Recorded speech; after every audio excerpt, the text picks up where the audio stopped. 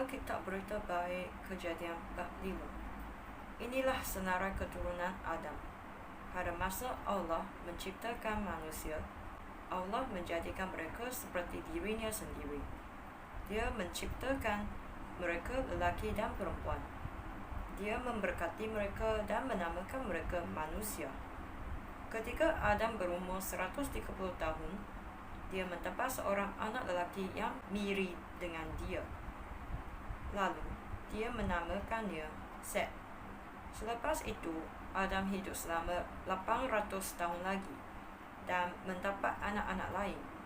Adam meninggal ketika berumur 930 tahun. Ketika Set berumur 105 tahun, dia mendapat seorang anak lelaki bernama Enos. Selepas itu, Set hidup selama 807 tahun lagi dan mendapat anak-anak lain. Set meninggal ketika berumur 912 tahun. Ketika Enos berumur 90 tahun, dia mendapat seorang anak lelaki bernama Kenan. Selepas itu, Enos hidup selama 815 tahun lagi dan mendapat anak-anak lain. Enos meninggal ketika berumur 905 tahun. Ketika Kenan berumur 70 tahun, dia mendapat seorang anak lelaki bernama Mahalaleel. Selepas itu, Kenan hidup selama 840 tahun lagi dan mendapat anak-anak lain. Dia meninggal ketika berumur 910 tahun.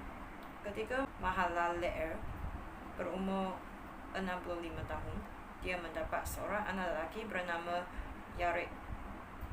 Selepas itu, Mahalaleel hidup selama 830 tahun lagi dan mendapat anak-anak lain. Dia meninggal ketika berumur 895 tahun.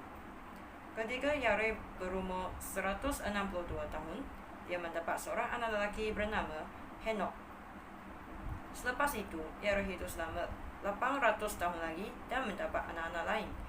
Dia meninggal ketika berumur 962 tahun.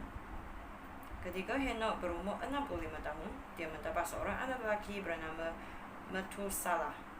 Selepas itu, Henok hidup akrab dengan Allah selama 300 tahun. Henok mendapat anak-anak lain dan mencapai umur 365 tahun. Oleh sebab Henok selalu hidup akrab dengan Allah, dia menghilang kerana diambil oleh Allah. Ketika Methuselah berumur 187 tahun, dia mendapat seorang anak lelaki bernama Lamek. Selepas itu, Methuselah hidup selama 782 tahun lagi dan mendapat anak-anak lain. Dia meninggal ketika berumur 969 tahun. Ketika Lamek berumur 182 tahun, dia mendapat seorang anak lelaki. Lamek berkata, "Anak ini akan memberi keringanan pada masa kita bekerja keras untuk mengusahakan tanah yang dikutuk oleh Tuhan." Maka Lamek menamakan anak itu Noh. Selepas itu, Lamek hidup selama 595 tahun lagi dan mendapat anak-anak lain. Lamek meninggal ketika berumur 777 tahun. Ketika Noh berumur 500 tahun, dia mendapat 3 orang anak lelaki, iaitu Sem, Yafet, dan Ham.